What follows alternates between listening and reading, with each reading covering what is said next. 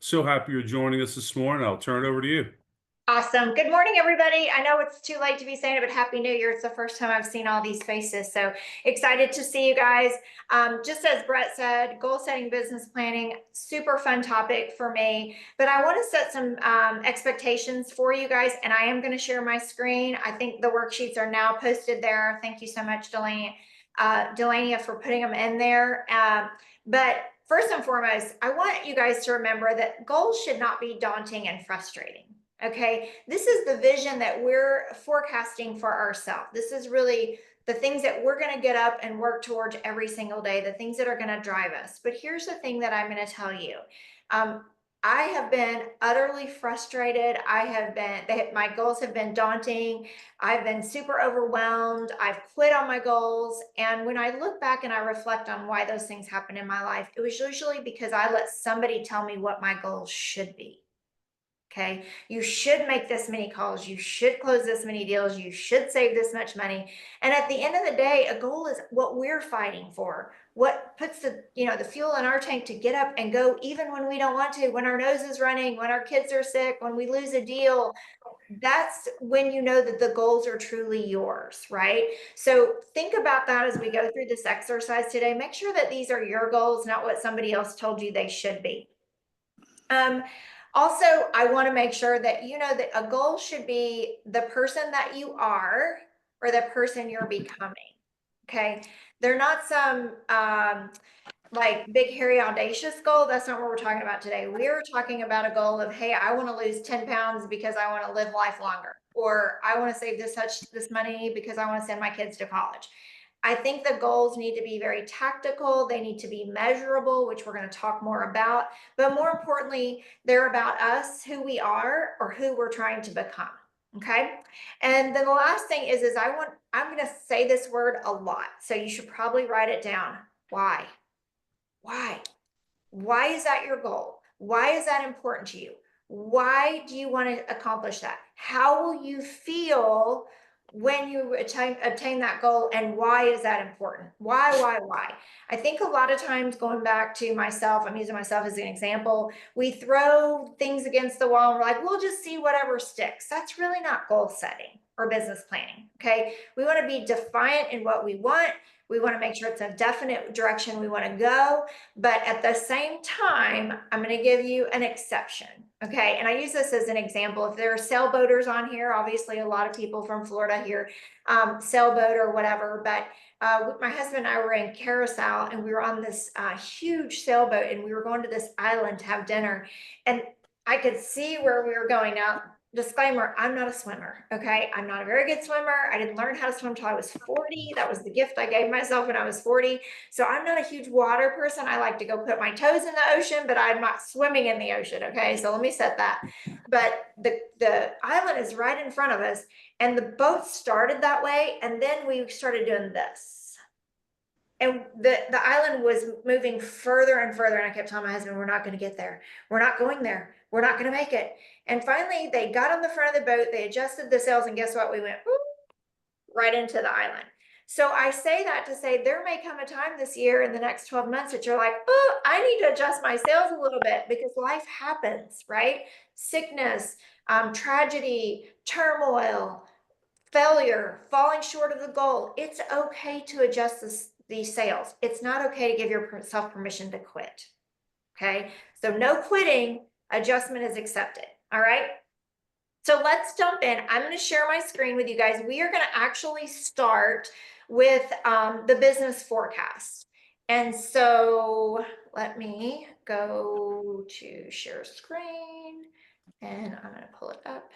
Just give me a thumbs up if you can see my business forecast, somebody. Okay, perfect. Okay, so this is like what Brett said. If we don't have a roadmap as to where we're going, and in this instance, where we've been, it's going to be hard to get there. All right.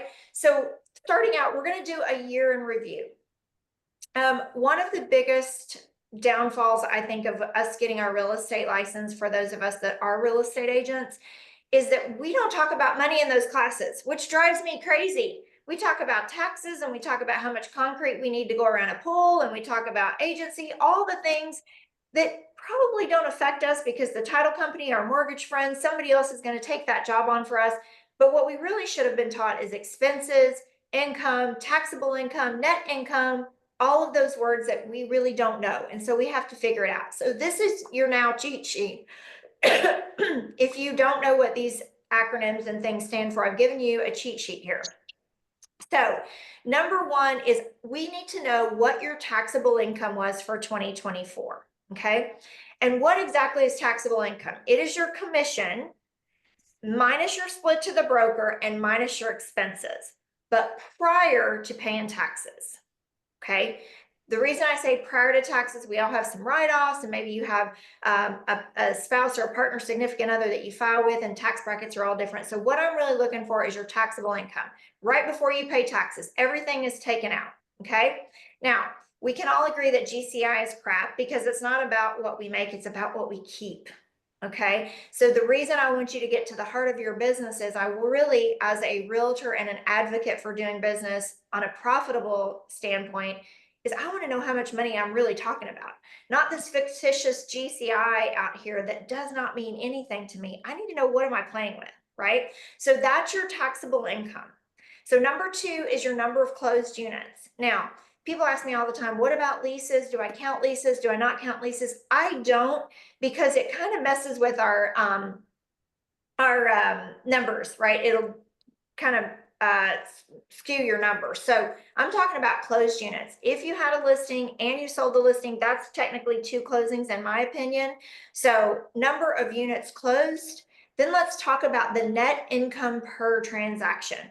Okay, so I've given you the cheat sheet of how to do that. You're going to take all the total net income divided by the total units. I even tell you what the net income is. This is after your split, but before expenses and taxes. This will be the number that's on your 1099. So technically what the broker pays you. All right, that's the number we're looking for. All right, and I'm going to tell you why that's important in a minute. Some of you may be like, why do I care? I'm going to tell you why you're going to care in a second.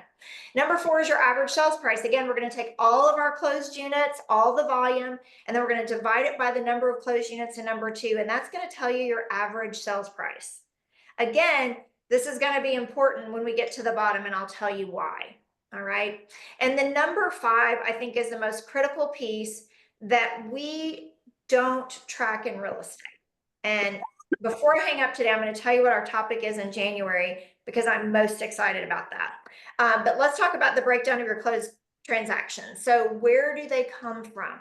Okay. When we talk about database, your closings from your database, that's a current client, a past client referral, a personal friend, anybody in your database that referred you a deal and it closed, that's your database deals. All right. And I want to know, and you should want to know, what's the percentage of those closings that you did up in line two were coming out of your database? All right. I'm going to talk about that in a second as well. The next one is your key influencers. Now, we have not covered key influencers in this group yet, but we will. I'm going to give you a really quick scenario about who it is so you can look into it. It's anyone that gives you multiple deals in a year. Anyone that gives you multiple deals in a year. So that could be a builder, an investor, that could be a flipper, that could be a senior financial planner who gives you multiple deals that came through them as a referral. So key influencers are people that we are able to leverage our relationship with them to get multiple deals from them to close every year. So that's what a key influencer is. So if you already have some of those, go ahead and factor those in and figure out what the percentage of those deals are. And then the last one is cold lead sources. I'm talking about open houses. I'm talking about hits on your website, or if you buy cold leads, okay, that would also go there as well. So now we've got a great snapshot of what we did in 2024, and we can build on 2025. Now, I want to set the precedent. When I get down to the bottom, it says goals for growth.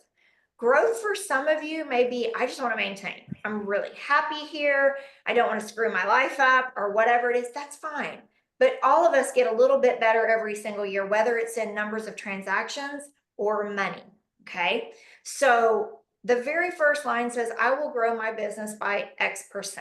Now, I do coach people and consult clients all over the country, as Brett said, and it's I will tell you, it's very interesting to me when somebody comes to me and says, I want to double my income. I will tell you, for an agent who's been in the industry the first few years of their career, that's probably doable. Okay, if you did 5 deals in last year and you want to do 10, it's very doable on a sole proprietor, right? A lone ranger type business. But if you're already doing 30 or 40 deals, to tell me you want to double to go to 60 or 80 deals, it's almost impossible without a lot of other things happening. So be smart with your percentage there. Don't set yourself up for frustration or failure right out of the gates, because, guys, I think it's going to be a good year. Is it going to be the best year we've ever had? I hope so, but I can't predict that. I know our loan officer friends cannot predict that. So let's be honest and open with what we think will happen this year for us. Okay. So you will grow your business by, let's say, 10%. I'm going to do easy math as we walk through this. So I'm going to say 10%. Okay. But whatever your percentage is. And then number two, your taxable income will be. So all you're going to do is go back up to that number one line, add 10% to that, and that's going to be your number two, blank. All right. Now, underneath that, it says that's blank taxable income per month. I am a very big visionary, but I have to focus small. If you've ever heard me speak, I talk a lot about that. Like, I want to dream big, but I want to focus small. So this is where I focus small, is what's my taxable income nut I have to crack every month. I can focus on, if it was 110, if we were doing the math from 100 at the top, 10% makes my income 110. 110 divided by 12 is roughly $9,000. It's easier for me to digest. My goal for the month is 9,000 versus I'm looking at this $110,000 big goal out there. Okay. So that's why I have you break it down by a monthly number. All right. And then number three, your total units closed will be, okay, if that's 10% up, it might be the exact same number. And let me tell you how that works. If you want to make more money and do the same amount of deals, this is how we do it. This is why I had you figure out what's your average sales price and what's your average commission.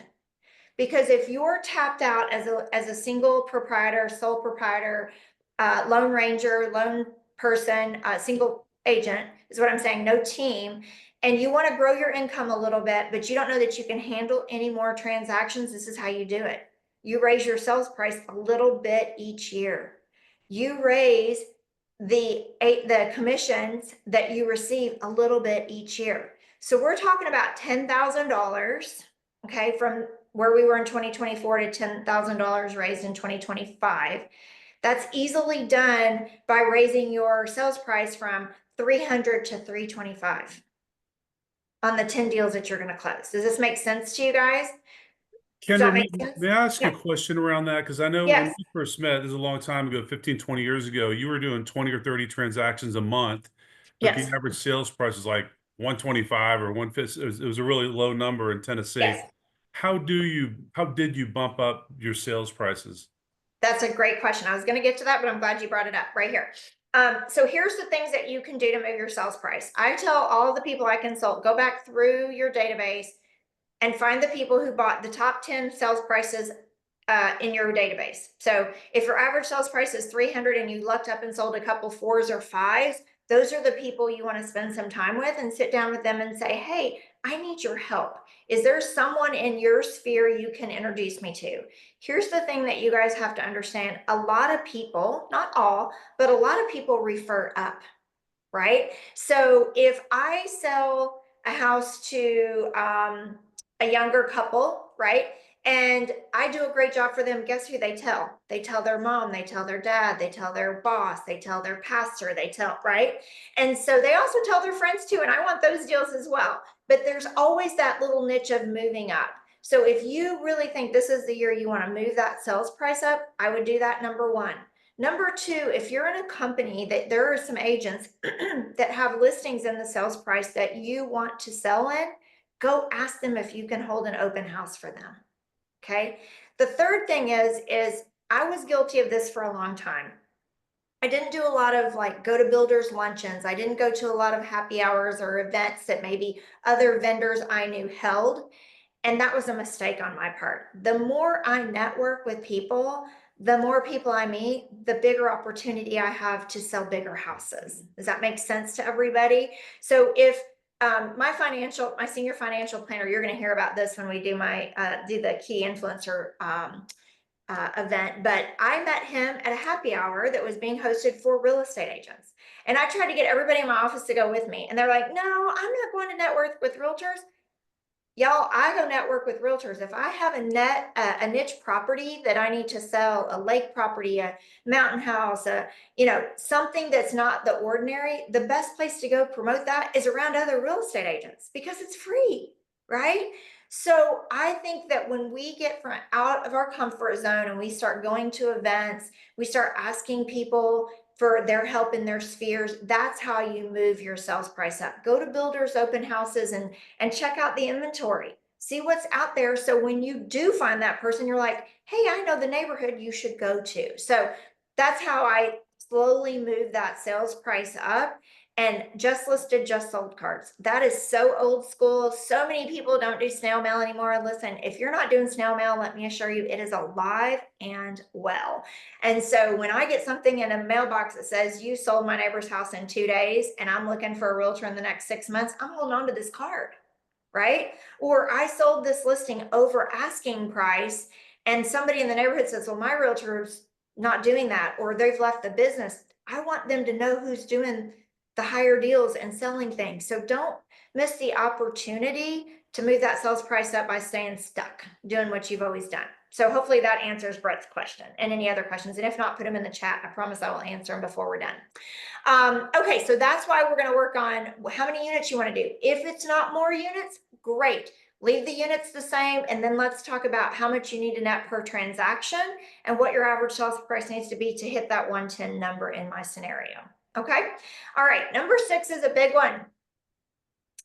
How many leads do you need to generate to hit those closed deals? Now, again, lenders have such a huge advantage over us because they have system and structure. We're 1099 independent contractors. We didn't get these wonderful tools when we graduated. Some of you probably have some of these tools that we're talking about through your brokerages, but a lot of us don't and didn't. And so this is why I said next month I'm most excited about what I'm going to give to you guys. You can't pay for it. It's free. I'm bringing it to the webinar, but it is a lead data tracker for realtors. I've been working on this for about 6 months, about 6 weeks. It is all auto-populated. It's going to track your appointments to your deals to a paycheck, how many fall out, why they fall out. It tracks your monthly averages and your yearly averages. So no more with the calculator. Aren't you guys excited? So this time next year, when we hopefully are all sitting here doing something fun, you're just going to pull out your data tracker and you're going to be like, this is how much money I made gross. This is how much money I netted. This is how many deals I did. This is the category they came from. No more having to go back and forth to find your data. So don't miss January. You're going to get that form for free and you can use it forever. You never have to pay for that form. I'm going to get that form in as many realtors' hands as possible because I didn't have it for 30 years. I'm going to gift that to you. So, but leads generated is so important, you guys. I cannot tell you how many people I work with that say, I need to generate 50 leads. And I'm like, why? Why do you need to generate 50 leads to close 3 deals? Well, because that's what somebody told me I needed to convert, that I needed to generate. And I'm like, well, then your conversion rate's not great. We need to work on scripting to convert a higher amount of those if you want to do more deals, or bring that lead count down, convert at a higher level, and not run yourself ragged, right? And that's information we don't have normally as real estate agents. So we have to do better of working on that. So this data tracker will totally help you with that moving forward. Okay. So you may not know how many leads you need. It's okay. Throw out a number, an arbitrary number. I need 2 deals a month. I'm going to try to generate 10 leads, or I'm going to work on 15 leads a month. And once you start getting on the data tracker, you will start saying, I don't need that many deals, or I can convert higher, so I don't need as many leads, right? So this will be your information moving forward. If you don't know 6, throw a number out there arbitrarily, and then you can adjust it. Remember, we can adjust the sales if we need to. Number 7, how much of your business do you want to come from your database? How much of your business do you want to come from your key influencers? And then how much do you want to come from a cold lead source? Okay. All right. That's walking you through the business plan. The most important thing I put on here was the bottom. Action plan to succeed. If you follow me on social media, you know I cut videos and I put them out there. And one of my favorite topics is massive action. Listen, nothing happens without until we put something in motion. So motion is your actions. So highly, highly recommend when you get this done, look at this and say, okay, what are 3 things I'm going to have to do every single week if I'm going to make this happen? Is that 25 talk tos a week? Is that 5 handwritten notes? Is that a client event once a quarter? Is that a networking event once a week? I don't know what that is. This is your business plan, okay? However, I do know that when you take action and you put it on your calendar, you time block it, and you do the activities, you will crush these goals early and you will crush them often. And I think that's the most important part about a business plan. Okay. I'm going to check as I close this down. I'm going to see if anybody has any questions in the chat real quick to make sure that, can you send the one on the screen? Okay. I think we got that. Please repost the documents, copies. Okay, so we're going good. I think all the questions were around the forms. Okay, so I am going to close this. Any questions real quick before we move to the next form? I don't see any hands raised. And no questions. Can you name the action items again, please? Yes, ma'am, I can. So you could do so many calls a week or talk tos. You could do so many handwritten notes a week. You could go to, minimum of 1 networking event per week. You could host a client event each quarter. Maybe you're going to add some type of a small gifting program. Could be a video. Thank you for the referral. I'm not sure what you need to hit your goals, but those are some items that are some samples of action items for you. Okay, Joan, I hope that helps. All right, so let me share the next screen. We're going to go into goal setting. Hopefully, let's see. Let me pull it up. I thought I had it. Okay. Not technology person. Sorry, y'all. I am a salesperson. So, okay, here we go. Everybody got the goal sheet in front of them? All right, perfect. Okay, so let's talk about goals. I talked a little bit about them when we started. You're wondering why I have what do you need in your life right now? Probably about 6 or 7 years ago, maybe even a little bit longer, I decided that I would own a word for the whole year. Does anybody else do the one word for the year? Okay, good. So these are some of my words that I've had over the last however many years. Okay. So clarity, structure, action, direction, growth. If you're curious what my word is right now, it's intentional. For 2025, I'm going to be super intentional about where I spend my time, where I spend my money, where I spend my energy, intentional with my relationships and my health and my finances. So I think that you need to think long and hard about what your one word is as you go through this worksheet, because it makes the goals a little clearer, or it did for me for all these years. Okay. So I also had simplify, and my husband had this board made for me because I tend to like overdue. I'm the one that has a hard time saying no. And so simplify was my word. And I have a board that says it in my office to remind myself not to get so complicated. So if you're that person that wants to complicate everything, maybe simplify is your word. But that's just a little cheat sheet for you up there. If you want to pick your word and put it in bold, that's what I did across the top. But I've just given you some ideas of what that one word should be. So I'm going to walk you through the goal sheet and then page 2, and then I'm going to give you some homework assignments around how I do this with my clients and myself. And then I'll also open it up for some more questions if anybody has questions. So you're going to see on this left side, it says category 1, category 2, category 3, category 4. So what I've done is I've broken up 4 different areas of my life that I like to focus on in my goal setting. Okay. And so we'll jump in. Category 1 is future. So future career goals, future education goals, future finance goals. Then you'll see on the left side, it says, what is something you want in this area in 2025? So you're going to write 3 goals on the left. Okay. Excuse me. On the right, it says why There's that word. Why is this important to you? Okay. Now, I like to go 3 whys deep. People are like, what in the world does that mean? I want to ask myself a question about my goal 3 times. Okay. And I'll give you an example. It is a true example. It is exactly how it happened. But many moons ago, I was talking to somebody. I was like, I'm going to get my broker license. I'm going to be a broker. And they're like, why is that important to you? And I said, because I want to be my own boss. They're like, okay, why do you want to be your own boss? Because it'll save me money. Ha ha ha for the brokers on here. Okay. But it'll save me money, right? I'm going to be a broker. Save more money. I'm like, okay. And they're like, why is that important to you? And I literally could not answer that question at the time. And they said to me, go home and think about it. And in a day or two, when you get clarity around why getting your broker's license is so important, text me back. So I did. And what I figured out was why being a broker was important to me. I did want to be my own boss. I did want to save money.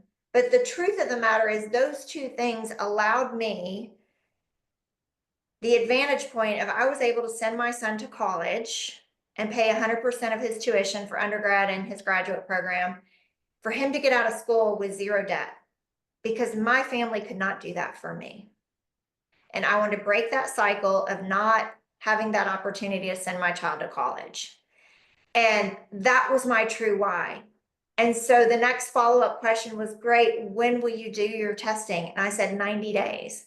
And I got my broker's license in 90 days and went on to be a managing broker and opened my own boutique office and built it up and sold it. But the truth of the matter was, I was pretty salty and sassy about why I wanted to be a broker, which really meant nothing to me when I got to the root of it. It was really more about the money to take care of the people behind me and my family that I was leading.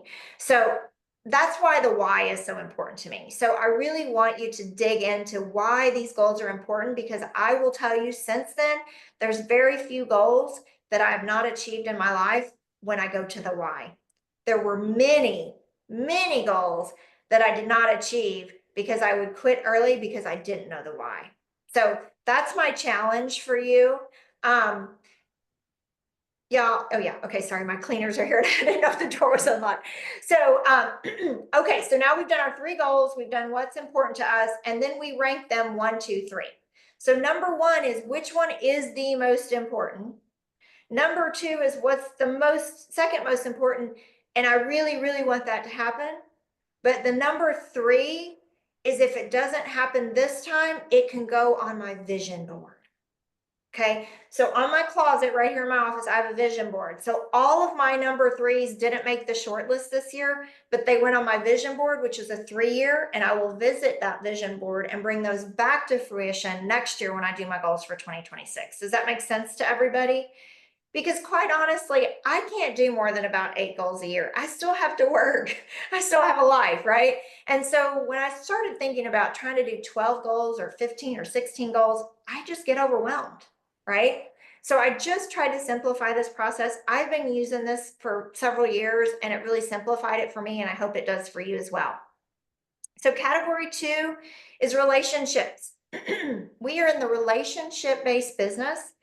And I'm absolutely shocked at how that's not my number 1 focus every single year. Whether it's, sorry, you guys, whether it's my relationship with my spouse, partner, significant other, my children, my parents who are getting elderly, but also my clients, right? And if I have employees, I need to be working on those relationships. So some goals around these may be if your parents or your siblings or, friends live away, group trips or a monthly Zoom call. I left my entire sphere in Nashville and moved to Charlotte for 6 years. The first 6 months was awful. I cried pretty much every day. I didn't have anybody there. I didn't know anybody there except the team I was leading. And you really can't go hang out with your team members, every weekend. So what I had to do is go back to my sphere and set up a monthly Zoom cocktail hour on Friday evening once a month, to where the girls and I could hop on a call and we could catch up, because life happens, right? So if it's a relationship you need to nurture, really, really consider how do you do that and why that relationship is important to you. Then we're gonna again rank them 1, 2, 3. When I talk about client relationships, maybe you're not working your database, right? Maybe that is a task that you have to make sure happens no matter what in 2025, that you're going to call everybody in your database twice a year or once a quarter, or you're going to start an annual review program, or you're going to have your first client party. That's building your relationships with your employees and your clients. So if you need those kind of things, put those on your goal sheet. Okay. Number 3 is growth, personal growth, faith, family. I'm sorry, faith, fitness, dreams, whatever you're working on personally. If you want to read so many books a year, if you want to go to some educational events per year, if you want to, you know, get more active in your faith, if whatever, if you need to hire a personal trainer, um, take some time to really think about what is important for you in your personal growth for 2025. I think this is a huge missed opportunity. I know for myself, if you've read my book, and several of you have because you reached out, and thank you for that. I always put myself last. I thought that was what I was supposed to do when you're building a business. And let me tell you something, you cannot pour from an empty cup. Nobody wants to hand over their biggest asset of purchase or sale that most of us will ever have in our life to somebody who is burned out, French fried, unhealthy, unhappy, with a negative attitude. They don't. They shouldn't, right? So if we're going to be the best version of ourselves, we need to spend some time doing that. So maybe it's a morning routine you need to adapt. No, I am not the ice bath person. I'm pretty sure, I never say never, but I'm pretty sure going to say that's never going to happen. Okay. That is just not me. But I do have a very good morning routine that I've been on for years, and I have success with it. So maybe that's something you need to do personally. Okay.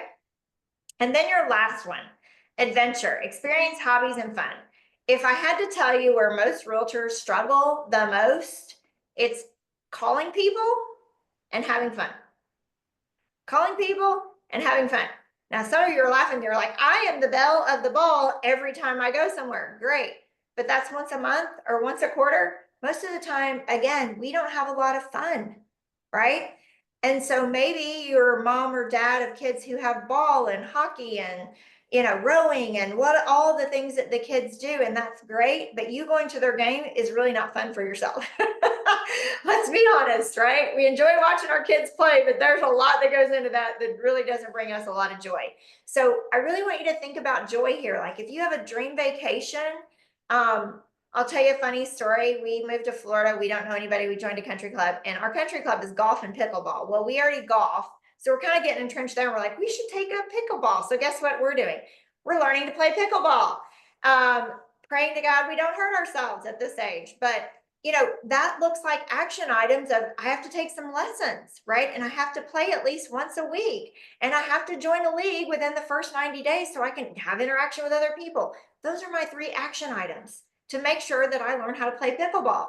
Now, this time next year, I might not like it, but hopefully I have some new friends and I can change it if that's not it, right? So I think the main thing for all of us is figure out some things that bring us joy, and go have fun with it, whether it's with your spouse, your partner, some buddies, some friends, whatever. Okay. I was a runner for years, and that was my fun to get with my girls and run every week. And now that I don't run anymore, I miss that camaraderie and I need it in my new place. So we have 12 goals on this sheet. We're going to go to the next sheet. We've ranked them all 1 through 3 by category. And now massive action, right? This is where your goals turn into reality through your action steps. So just like we did with our 3 action items that have to happen every week, some of these may be action items monthly. Some may only happen for 90 days till you master the goal. It depends on what your goals are, but all of us are going to have some action items around it. Okay. So just to give you some samples, if future goal was save money, I need to save more money. How much money do you need to save? Then that would be your goal on line number 1, if that was your number 1 goal in future. And then some action items might be, hey, I'm going to pack my lunch 2 days a week and not eat out, right? Or I'm going to meal prep on Sunday so my family and I are eating out 5 nights a week after ball practice, right? Or I'm going to itemize my credit card bill every single month, which I do, and see where we're spending extra money and see if there's some opportunity to cut there, right? These are action items. Maybe you only need one action item, maybe you only need a two. I've given you some opportunities to come up with as many as three if you need it, okay? So goal one that you rated number one goes there. Then we go back to our first page. Number two range goal is going to go in number two. Our number three, we're going to table either to a vision board or a notebook or somewhere that you can go back to that. If it's still important to you this time next year, we can add it to the goal sheet, okay? And you're going to do that for each one of your categories. Now, here's the key. All of these action items have to be time blocked on your schedule. This is the step that we fall short.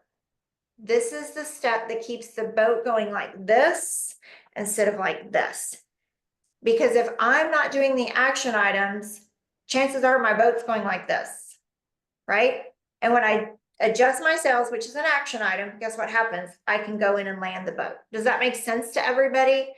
So as important as your goals are, the action items is what has to happen for you to crush those, okay? All right. I'm gonna stop sharing my screen so I can see all your faces. Now I'm gonna give you a few homework assignments and then I'm gonna open it up for a Q&A, okay? Oh, Anthony, one of these days we'll get to play pickleball together. I just saw you too, I love it. Okay, Erica's word is intentional too. Where's Erica? Do I see Erica on my screen? I don't see Erica on my screen. Okay, perfect. All right, so here's your homework assignment. So you have 4 weeks till I see you guys again. So you need to block out an hour in the next week to 10 days. Go somewhere by yourself, to a park bench, to your back porch, to the beach, to your guest house. I don't care where that is, coffee shop, and really take some time and do your business plan. Have the tools that you need to fill in those blanks, to be honest with yourself. Do your goal sheet, your action items, okay? Then number two, you got to sit down with your calendar, right? Now let's be honest, a lot of the action items are a 15-minute time block. If it's a number of calls, it might be an hour. If it's a lesson, it'll obviously be an hour. But here's the thing, if your action item is to take a pickleball lesson like mine is, then I have to set the next action item is I have to call and set the appointment, right? I know that sounds juvenile, but you guys, we focus on what's in front of us as we should. That's how we get paid. But this is why we lose opportunities with leads, because if it's not in front of us, we are not focusing on it, right? So it's like, I need to call Bob and I'll do that next Wednesday. You don't put call Bob on Wednesday on your calendar. Guess what happens when you call Bob back on Friday? He says, oh, I found a house and I've already got it under contract. And you're like, dadgummit. Anybody relate to that? Preach, right? Hello? So these action items have to be on your calendar, okay? Number two, if education, knowledge, classes, seminars are part of your goals, go find those. Set that time in your schedule to go research those. Make sure that you find out which ones you want to go to. Put it on your calendar. If you're like, hey, I've got to save money, I need it to be in the fall, great. Is there a reminder on your calendar every week to save $20, save $50 to get to that goal in the fall? This might sound elementary, but this is how I do it. This is the only way I get through it. This beanie brain is on overload all the time, right? So make sure that your steps are there. Expand out your action items. Number three, assess the people that you are surrounded with. I talk about my tribe a lot. If the people you are surrounding yourself with aren't elevating you or do not know what your goals are, I'm talking about a spouse, I'm talking about a partner, it's usually our fault. We haven't shared that vision with them, or we haven't shared those goals with them. Or if your goals are going this way and your spouse or partner or team even is going this way and you guys can't get it back together, it's going to be a rough year. It's going to be some really nasty water for everybody. So make sure that you're sharing the vision, the goals, all of those things with the people that you surround yourself with and your tribe, okay? I want you, after you write all your goals, to do a gut check. Are these goals who I am or who I want to become? I said that earlier. Ask yourself that. If you put down doubling your transaction, you're like, I am never going to see my family. This is going to be war. do a gut check. Is that really who you want to become? Or is it, hey, I want to grow 20% this year and 20% in 2026 and 20% in 2027 to hit my goal? Guys, it's a progress, right? It's a process and a progress. It doesn't have to happen overnight. Although most of us being high D personalities, we want it like that. That's the world we live in. The microwave, the ATM, the Instagram, the Amazon, right? That's the world we live in. So that's how we want it. We want it like this. Be honest with yourself, okay? And then the last one, ask yourself, if I handed my goal sheet to someone, could my goals be tangible and measurable? So I want to learn how to play pickleball is not tangible and actionable. It's not measurable. Nobody can say at the end of the year, did you learn how to play pickleball? Well, yeah, I hit the ball one time. I learned how, right? That's not the goal. So I think the main thing for all of us is to take some time to reflect on this hour we've had together today. Reflect on what you did really well last year, what you didn't do very well. How can you change that? Spend some time on this worksheet. Once you're done, I have two more assignments for you. How many of you are visual learners? Raise your hand for those of you I can see. So almost every single person on here, because high D personalities learn visually. Audible is hard for me. I need to be a hands-on. I need to see it. I need to touch it, right? And so when I write out my goal sheets, I write 3 copies. And did you notice I said I write them? Because I'm visual. So I write them in different color magic markers. No judgment. Please don't judge me. This sounds corny, but it's how I work, right? Oh, yes. Thank you, Elsie. I think is it Elsie?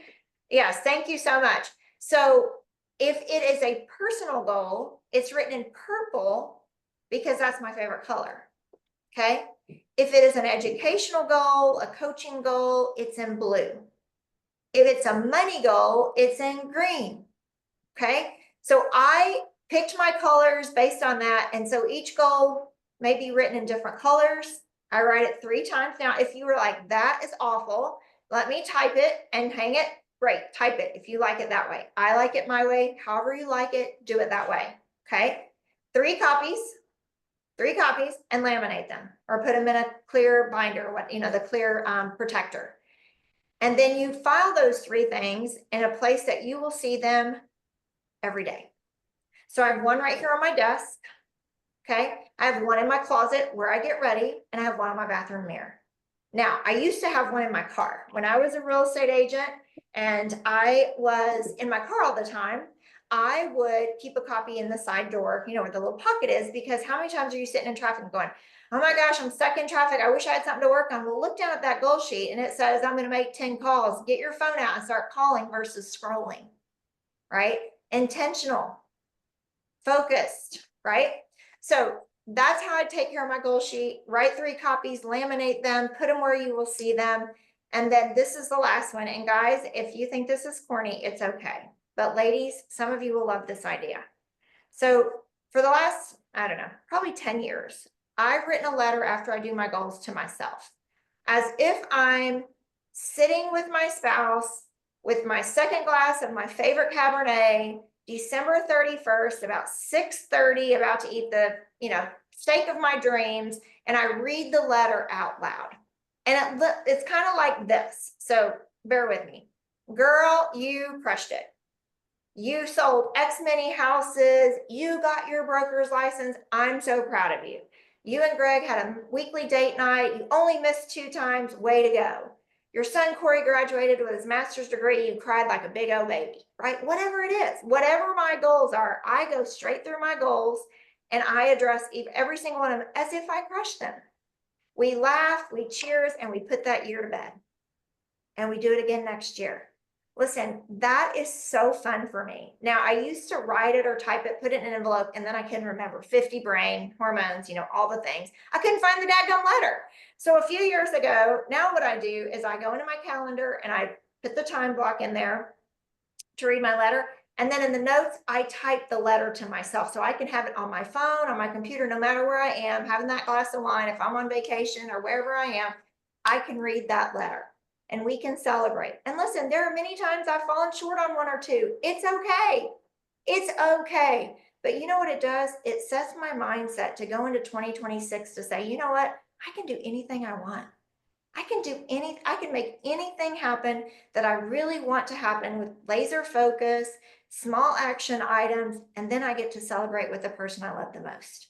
So hopefully that helps you guys. That's how I do goal setting and business planning. I am open to answer any questions you guys have. And Brett, I'm going to turn it back over to you for. Well, Kendra, I just want to, something we talk about is, when you think a goal, you'll do it 30, 40% of the time, maybe. It's kind of a dream. If you think it and speak it, like you share it with a friend, you might do it 50 40 50% of the time.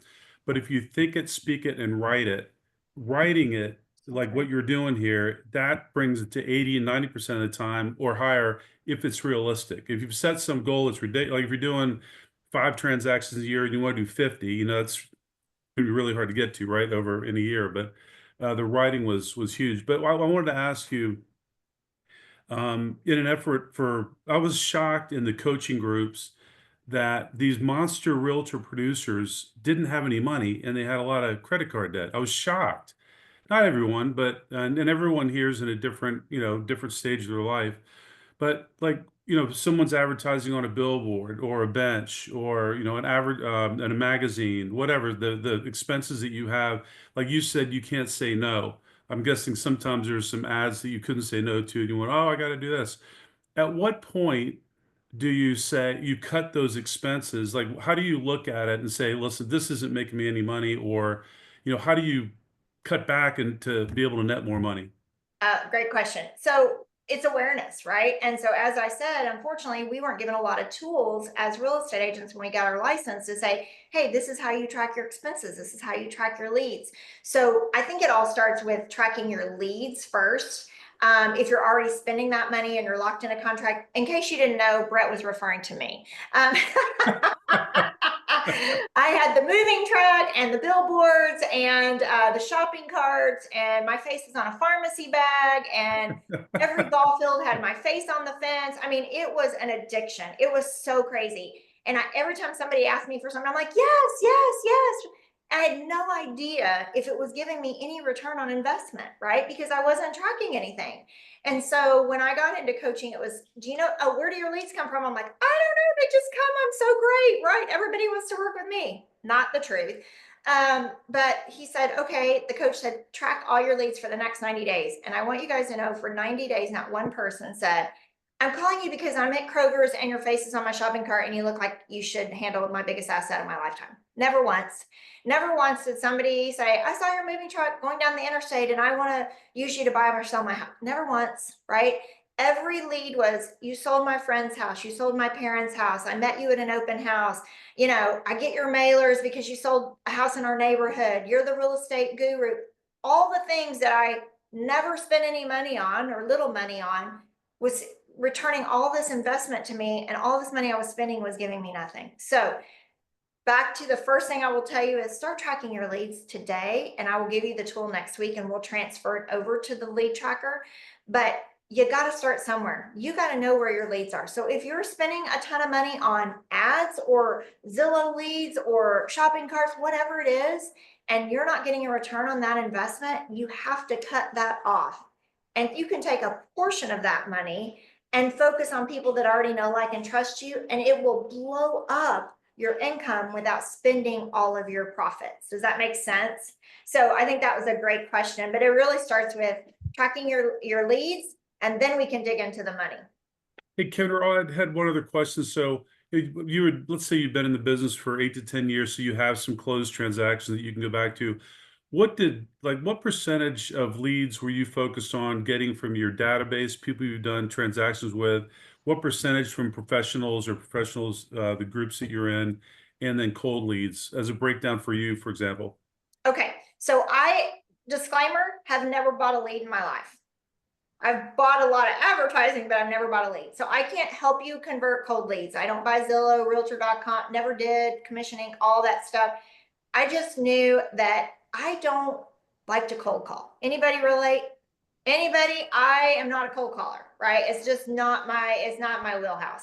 So I learned pretty early on that if I could just talk to people who already knew, like, and trust me and said, hey, I need your help, it would turn up some business, right? So for me, I wanted 50% of my deals to come out of my database.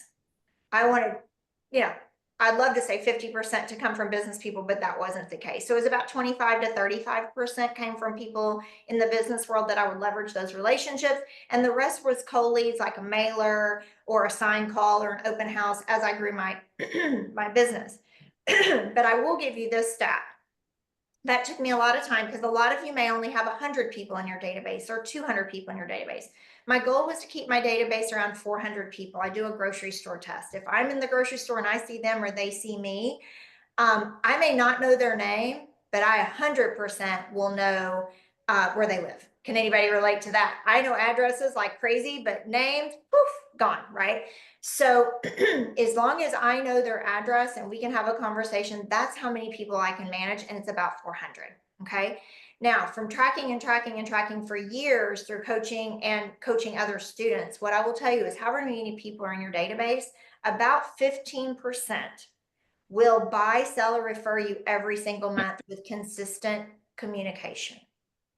Okay. So if you have 400 people in your database and you do a monthly mailer and maybe you have a client party and maybe you call them a month or two a year, once or twice a year, you should expect to get 15% of that group to buy, sell, or refer you every year. So that's about 60 deals out of 400 people. Okay. So this is why I tell you, go network with people, go to happy hours, go to fundraisers, go to builders open house, start building that database. Right. And then the other word that I said that was the most important word in there, consistent follow-up. You can't mail them this month and wait 6 months to mail them again and say, oh, that doesn't work. Hi, how are Right. you? So it has to be very intentional about constant communication with these people. So anytime they're thinking real estate, they're thinking you, right? So does that help, Brett? Yeah, what's interesting is one of my biggest mentors. He said he'd meet with his insurance guy every year in January, and the insurance guy was like, "Ha ha ha! I got this much income coming in, no matter what, from renewals." And he, as a mortgage guy, he's like, "Oh my gosh, I don't have anything." But the reality is, when you do have all these clients and referral sources, you do have business lined up. You just don't know where it's coming from yet, but you have those contacts and you do have automated business built in for for the year. So. Absolutely. And when we talk about the key influencers, that's the business people that Brett is talking about. And I'm going to tell you how to build that list, how to set an expectation meeting for that group, and how to continuously follow up with them. And I will give you this stat, not to brag, but I want to show you how I was stuck at like 180 deals. And I know that's a lot of deals, but 180, 100, I couldn't get past the 200 mark. So I started working key influencers, right? Business people. And in 2016, I sold 363 houses in 365 days, but 187 of those came from 50 business people. Let me say that again. 187 times I got paid came from 50 business people who either gave me multiple listings as a builder or referred me multiple times. And so you can do the math. That's an average of 3 deals per person. So when we work on key influencers, that topic coming up in the months ahead, my goal will be to help you find the first 5, and then you add 5 more and you work that 10, and then you add 5 more and you build it up. And if 10 is as many as you can work, well, great. If you had 10 people that gave you 3 leads each, that's 30 leads, and you convert them at 70 or 80%, that's 20 plus more deals at your bottom line from just being in relationship with 10 business people. Right? And so that's called leverage. I call them my advocates in the room when I'm not there. Those are the people that advocate for me when I can't be in the room. And as you get busier, you can't be in every room, right? There's only so many hours in a day. So yes, thank you for asking that question. But that topic is coming up, and we will definitely dig into that and spend a whole hour on that. So Is there any other questions anybody want to have? I got a big question. okay. May I? Yes, please. I believe in that whole system of calling your spheres 52. So I do the alphabet A, B, C, D, all the way up. And there's 26 alphabets of the year. And if anybody knows this, one of my great coach says you call these people twice a year. Now, we're switching into such a different generation and a different market from the new Gen Zs to this new generation. So they're tech savvy. So from the years that, like they said, don't if it's not broken, don't fix it. But we had to reinvent the wheel because I think we all know that technology is changing. So a lot of people now are not answering the emails as much, or they're not picking up the phone, but they do see the texts. Yep. So So my take on that, Steve, is meet the client where they are. So we've got a text, we got an email, we got a snail mail, we got a call, we got a video, right? And so you have to have a system for all that or you won't get it done. that's what the question is. Do you do what I do is the twice a year I actually do is I do call and they don't answer, I text. After I text, I follow in an email. I do the threes all the time. Is that what you would recommend for all of us to do from now on? Because in case people don't like reading emails, they do not like emails, but they like text message. They don't like text message, they like voicemail. What is your perspective on that? Yeah, I do all of the above, but I don't do it all in the same sequence like you do. So this month, if I'm, I'll call my people like my A, B, C, D, and then those people will get a text from me next month. And then the next month they might get an email, and then the next month they might get a video. And then I I'm love back to, that. and so I touch them every month, but something different. Because if they don't check their voicemail, they're going to delete it. If they don't check their snail mail, they won't see that. But the month they get the text, they'll be like, oh yeah, right. So use the text for like setting your clocks ahead, setting your clocks back, or client event reminders, stuff like that. Emails, I usually do videos for like market updates, or an open house or something like that. So I will just tell you, you're just going to have to meet them where they are. So you're going to have to do it all. And if that system is working for you, Steve, you could do 3 of them back to back. I would probably spread them out so it's not so taxing. Do you ever send out on the twice a year at least one letter or one card that I know you always you're about appreciating your clients? When I've done something, and I hope this helps everybody, I tried it, and this year was I'm doing is that I'm updating my CRM to make sure everybody. Because you mentioned this last time, knowing your clients, know their birthdays, know their kids, and I hate to be a stalker, but what I did was I actually started going to their Facebook and tracking their kids' birthdays and knowing their anniversaries. And then on my CRM, I know when they bought the house for me or they sold the house.